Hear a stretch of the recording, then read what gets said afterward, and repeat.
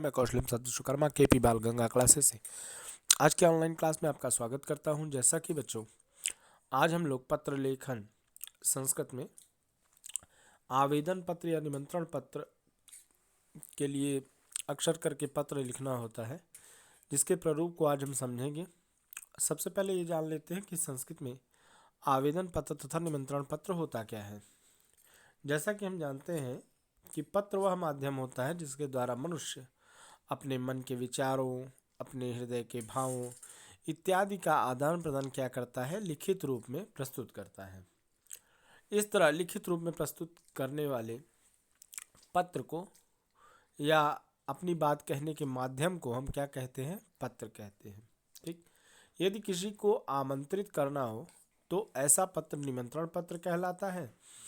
जबकि यदि किसी प्रकार की कोई शिकायत हो या किसी प्रकार की कोई वैचारिक बातें हों जो आपको किसी दूसरे को अवगत करानी हो, तो ऐसा पत्र प्रार्थना पत्र कहलाता है। ठीक, जिसमें आप अपनी प्रार्थना को किसी अपने श्रेष्ठ व्यक्ति को क्या करते हैं, प्रस्तुत करते हैं। तो कुल मिला के कहने का अभिप्राय यह है कि अपने भाव या अपने हृदय के मनोविचारों का आदान प्रदान लिखित रूप में करना ही क्या कहलाता है, पत्र कहलाता है। ठीक, तो आइए ज़्यादा समय न लेते हुए हम लोग आकस्मिक अवकाश हेतु प्रधानाचार्य को पत्र इस विषय पर समझते हैं। प्रार्थना पत्र जैसा कि लिखा हुआ है, सेवायाम श्रीमान प्रधानाचार्य महोदय दिगंबर जैन इंटर कॉलेज बड़ौत नगर। तो ये लिखने का प्रारूप होता है। प्रारंभ में जब हम कोई भी प्रार्थना पत्र लिखते हैं तो उसका प्रारंभ यहीं से होता है। जैसे हिंदी में हम लोग सेवा में लिखते हैं, तो संस्कृत में सेवा में के लिए हम लोग क्या लिखते हैं, सेवायाम। सेवा में के लिए क्या लिखते हैं, सेवायाम।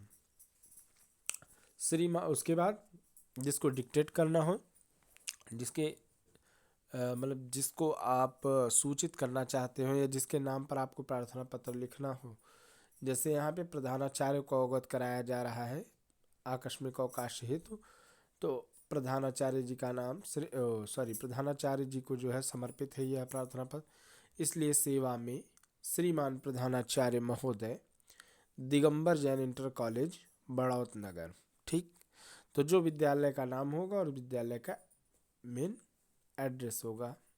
ठीक है, और जिले को प्रस्तुत करता हो, मतलब जिले को प्रदर्शित करता हो, ऐसा विद्यालय का नाम के साथ जो है विद्यालय का स्थान अवगत होना चाहिए उसमें। ठीक, आगे लिखा है जैसे महोदय, तो हम लोग संस्कृत में, हिंदी में भी जब लिखते हैं तो महोदय शब्द का प्रयोग करते हैं, तो संस्कृत में भी महोदय शब्द का प्रयोग होता है। बस फर्क इतना होता है कि इसमें संबोधन चिन्ह का हम प्रयोग कर देते हैं। महोदय सविनयम निवेदनम अस्ति। महोदय सविनय निवेदन है। यत माने कि, यद माने कि, दिन द्वयात दो दिन से, दिन द्वयात दो दिनों से, अहम माने मैं, सहसा माने अचानक, विषुचिकया पीड़ितः। विषुचिकया माने बुखार होता है, विषुचिकया माने बुखार के लिए बताया गया है, तो यहाँ पे विसूचक हो गया है। पीड़ितः अभवन, पीड़ित हूँ, बुखार से पीड़ित हूँ। ये न माने जिसके द्वारा या जिससे, विद्यालयम उपस्थातुम, विद्यालय में उपस्थित होने के लिए या उपस्थित होने में, असमर्थः अस्मि, असमर्थ हूँ। अतः माने इसलिए, कृपया माने कृपा करके, एकादश द्वादश दिनांकयोः, 11 और 12 दिनांक को या दिनांक का, अवकाशम स्वीकुर्वन्तु भवन्तः, अवकाश स्वीकार करें, आप अवकाश स्वीकार करें। फिर से देखिए, अगर विसूचिका नहीं लिख सकते तो आप ज्वरेण भी लिख सकते हैं। ठीक है, बुखार के लिए ज्वर भी होता है।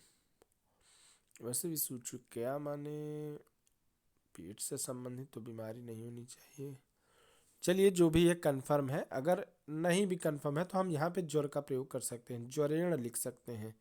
विसूचकया का के स्थान पे यहाँ पे जो विसूचिकया शब्द है, विसूचिकया शब्द को हटाकर हम लोग ज्वरेण, ज्वरेण शब्द का प्रयोग कर सकते हैं। ठीक, ज्वरेण, ज्वरेण माने ज्वर से या बुखार से। ठीक है, उसके बाद नीचे आप यहाँ दिनांक प्रस्तुत करेंगे। ठीक, और भवताम शिष्य, आपका शिष्य, जो भी आपका नाम हो और जो भी आपकी कक्षा हो। तो इस प्रकार 2 दिनों के अवकाश के लिए यहाँ पे प्रार्थना पत्र लिखा गया है। ठीक है, आकस्मिक अवकाश है। ठीक, तो आकस्मिक अवकाश ऐसा होता है कि जब आपको कोई चीज़ अचानक हो। ठीक है, अचानक हो तो ऐसा जब आपको हो जाए अचानक और आप विद्यालय ना गए हों 2 दिन उस कारण से, तो उसके जो है सापेक्ष आकस्मिक अवकाश के लिए प्रधानाचार्य को या जिसको भी हो उसको प्रार्थना पत्र लिखा जाता है। ठीक है, आकस्मिक का मतलब यही हुआ कि अचानक। और ये आप याद रखिए कि अचानक जब भी एप्लीकेशन लिखा जाता है तो सदैव सूचना बाद में दी जाती है।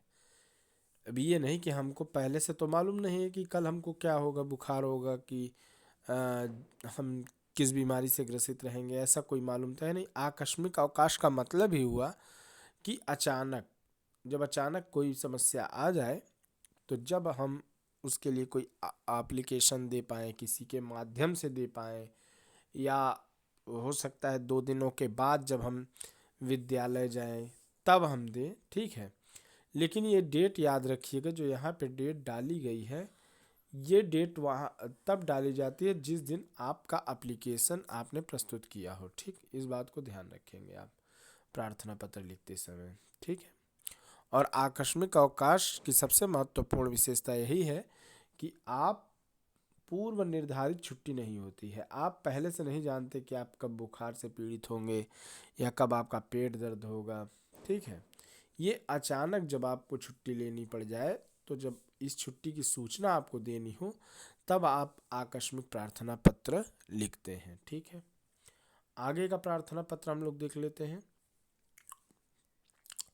अगला प्रार्थना पत्र है विवाह उत्सव में सम्मिलित होने के लिए अवकाश हेतु प्रधानाचार्य जी को पत्र। अब जैसे ये पूर्व सूचित है, इसमें आपको मालूम है कि विवाह उत्सव इस तिथि को है, आपको उस तिथि से लेकर जितनी तिथि तक का अवकाश चाहिए आप उतने दिन के लिए अपने प्रधानाचार्य को एडवांस में प्रार्थना पत्र लिखकर सूचित कर सकते हैं। ठीक है, जैसे लिखा हुआ है सेवायाम श्रीमान प्रधानाचार्य महोदय राजकीय उच्चतर माध्यमिक विद्यालय प्रयाग।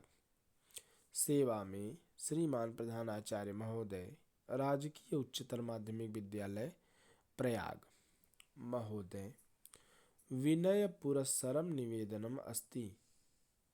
महोदय, विनम्रता पूर्वक निवेदन है कि मम अग्रजायाः भगिन्याः, मेरी बड़ी बहन, विवाहोत्सवः नगरे एव आयोज्यते। मेरी बड़ी बहन का विवाह नगर में ही आयोजित किया गया है। यस्मात् चतुर्दिन पर्यन्तम अहम विद्यालयम आगंतुम असमर्थः। यस्मात् माने जिस कारण से, चतुर्दिन पर्यंतम 4 दिनों तक, चतुर्दिन पर्यंतम माने 4 दिनों तक, अहम माने मैं, विद्यालय माने विद्यालय को, आगंतुम माने आने के लिए, असमर्थ माने असमर्थ हूँ, जिसके कारण 4 दिनों तक मैं विद्यालय आने में असमर्थ हूँ। अतः माने इसलिए 26 अप्रैल जो भी हो 2020 या 21 जो भी डालना हो से, दिनांकात, दिनांक से 26 अप्रैल 2022 ही मान लीजिए, डाल लीजिए, तो 26 अप्रैल 2022 से दिनांक 29 अप्रैल 2022, 26 4 30 होता है, तो 26 को लेकर गिनेंगे तो 4 दिन हो जाएगा, 26 27 28 29। ठीक, तो अगर 26 की डेट को लेकर गिनेंगे तो 4 दिन हो जाएगा। तो 26 तारीख से 29 तारीख तक के दिनांक को चतुर्णाम निरानाम 4 दिनों का अवकाश दत्त्वा माने देकर अनुग्रहणवन्तु श्रीमन्तः, हे श्रीमान अनुगृहीत करें या कृपा करें। फिर से देख लीजिए, विनय पुरस्सरम निवेदनम अस्ति, विनय पूर्वक निवेदन है, यद माने कि मम माने मेरी, अग्रजायाः भगिन्याः मानी बड़ी बहन का विवाहोत्सव नगरे एव आयोज्यते, नगर में ही आयोजित किया जा रहा है या नगर में ही हो रहा है। यस्मात् चतुर्दिन पर्यंतम, जिस कारण मुझे 4 दिनों तक का या मैं 4 दिनों तक विद्यालयम आगंतुम असमर्थः, विद्यालय आने में असमर्थ हूँ। अतः 26 अप्रैल 2022 से 29 अप्रैल 2022 दिनांक तक 4 दिनों का अवकाश देकर श्रीमान जी अनुग्रहित करें या श्रीमान जी कृपा करें। जिस डेट को आप दे रहे हैं, जैसे एक छुट्टी आप 26 से ले रहे हैं तो आपकी एडवांस छुट्टी है, इसलिए आपको मालूम है, तो आप एक दिन पूर्व यानी कि 25 अप्रैल को ही इसकी सूचना अपने प्रधानाचार्य जी को दे रहे हैं। तो इस संबंध में यहाँ पे वो डेट डालेंगे जिस दिन आप यह प्रार्थना पत्र अपने जिनको आपने इंगित किया है प्रधानाचार्य जी को, तो उनको एक दिन पूर्व ही यह एप्लीकेशन आप सूचित करेंगे। यहाँ नीचे लिखा होगा भवदीय आज्ञाकारी, भवदीय आज्ञाकारी, आपका आज्ञाकारी मनोजः 10वीं कक्षीय, आपका आज्ञाकारी मनोज कक्षा 10। ठीक,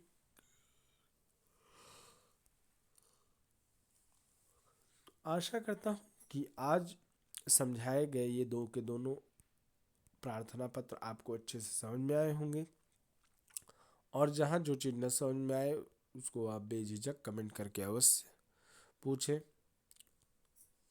आशा करता हूँ कि आकस्मिक अवकाश हेतु प्रधानाचार्य जी को पत्र और विवाह उत्सव में सम्मिलित होने के लिए अवकाश हेतु प्रधानाचार्य जी को पत्र, दोनों ही पत्र आपको अच्छे से समझ में आए होंगे। तो दो के दोनों पत्र आप अच्छे से कंठस्थ कर लें, लिखने का अभ्यास करें। बस इन्हीं बातों के साथ आज की क्लास यहीं पे समाप्त होती है। नमः संस्कृताय, शुभम संस्कृतम।